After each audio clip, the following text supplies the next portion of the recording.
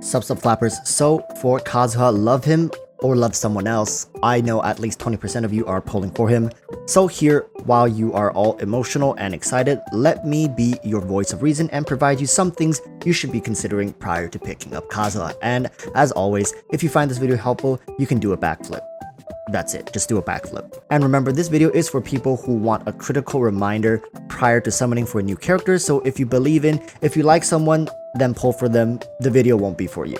Anyways, let's get started. Firstly, although not confirmed, it is speculated that Kazuha might be a support character, although with currently Venti and Sucrose already fitted into this position, it is hard to see Kazuha being able to outperform them, although it's not a problem if Kazuha is not able to perform better, but this begs another question. If he isn't any better, and there are two units who already do something similar, why would you pull for him? Now, we're gonna touch back on this a little later in the video, but just having this question sit here is going to be important. Do understand that each character in Genshin Impact costs around $100 in Primo Gems. With a price tag like that, you ideally want the unit to be something special or at least of use to you. Currently, my biggest concern regarding Kazuha is his lack of a clearly defined specialty in the game. Note I said specialty and not role. Up until this point, miHoYo has designed each character to do something different than the last, and has made it clear they don't want two units that can do the same thing. So with that said, if we are speaking from pure utility point of view, is there a reason to be pulling for Kazuha if you already have Venti or even Sucrose? With the new EM buffs, do know that it's not just for Kazuha but all characters who utilize EM. So Kazuha really has to show us something special, because otherwise he may end up just being a $100 replacement to Sucrose, who is essentially free. Moving onwards, I'm sure a lot of you have heard speculations with patch 1.7 being Inazuma. Now, while I can neither confirm or deny it, the truth is Ayaka, Yoimiya, and Sayu are likely to be in the next patch. I want to remind you all that you can get Kazuha for the entire duration of his banner, and that with so much on the line, it's best to watch the patch 1.7 livestream prior to making a final decision. You would have to wait around a week and you would know pretty much everything about patch 1.7. I always urge people to exercise caution when a new character arrives. If you love the character, be my guest and pick him up, but just know that we currently don't know what it is that will make Kazuha truly distinct from his current other anime alternatives. By the way, here on my channel, I will be doing a CN live translation live stream for patch 1.7, so when the time comes, remember to tune in, as we've been doing this for a couple patches now and it's a ton of fun. Currently, Kazuha seems to be competing against some hard hitters when it comes to the support position. Venti, Zhongli being the premier options currently, and having another Anemo in the support position would be unwise of miHoYo, which leads me to think that Kazuha is likely going to be best played in the support DPS position. It makes a lot of sense if you see how his kit was shown to have setups and is suited for quick swap teams.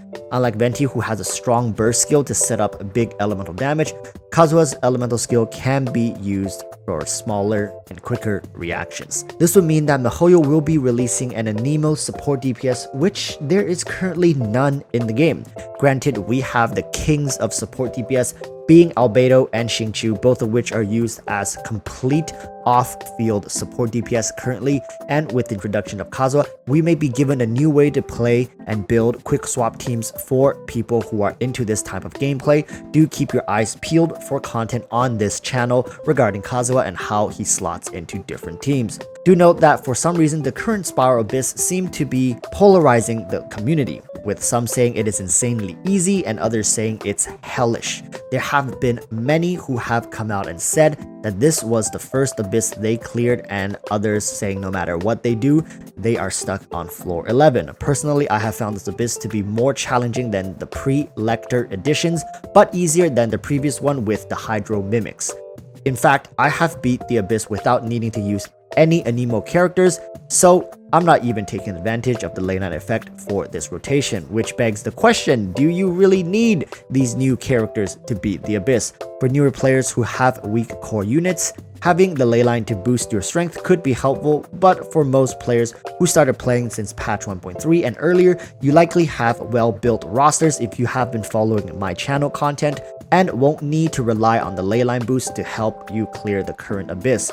This was the same when Eula dropped as well. Although the boost in physical damage was helpful, Eula was actually pretty bad against the Abyss Herald and Lecter on floor 11 and 12. It would seem to me that miHoYo on the surface is saying, hey, pull for this new unit as it will help you beat the Abyss, but at the same time says, psych, doesn't help as much as you think. Speaking of help, this brings us to an earlier point, which is that Sucrose and Venti already take great advantage of the current Abyss, which makes it so that if you are pulling for Kazuha because you need help in the Abyss, check to see if you have a C2 Sucrose, because if you do, chances are she will help you out more than a C0 Kazuha will. Finally, with my closing thoughts, I'd just like to remind you that everything I said is to be taken into consideration and thought. I don't mean to tell you to pull or to not pull for Kazuha. I'm merely stating concerns that people should be having before dropping $100 worth of premium currency for a character that they still don't know enough of.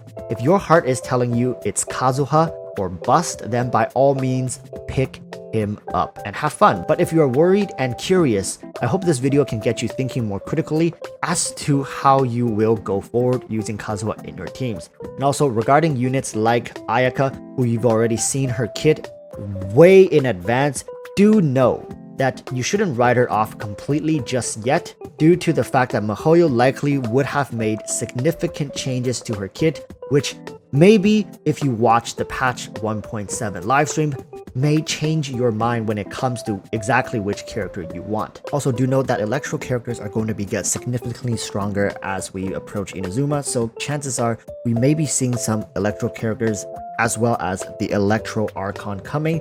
And let me tell you people, right now Constellation ones have been so good and so ludicrously high in value that for people who are considering picking up the Electro Archon, you likely want to get her to Constellation 1 even. So what I am suggesting is that if we're really talking for the best value here, Archons have shown to not let us down. To be honest, getting a C1 Electro Archon may be the next big thing on most people's agendas if we're talking about the best value per Primo Gem.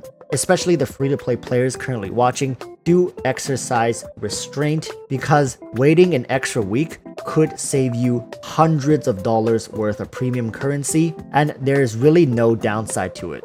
There's no PvP in this game, there's no competition. Getting your character 1 week later if you decide that, well, patch 1.7 seems kind of boring, all the characters, not really into it, I'm still gonna go with Kazuha. You can always come back and pull for Kazuha, okay? That's going to be it for me. Like and subscribe as I make daily Genshin videos. Join my Discord with nearly 8,000 Genshin Impact players. Comment below on why you think Kazuha is worth it or not worth it. And until tomorrow's video, I urge you all once again to stay safe and peace.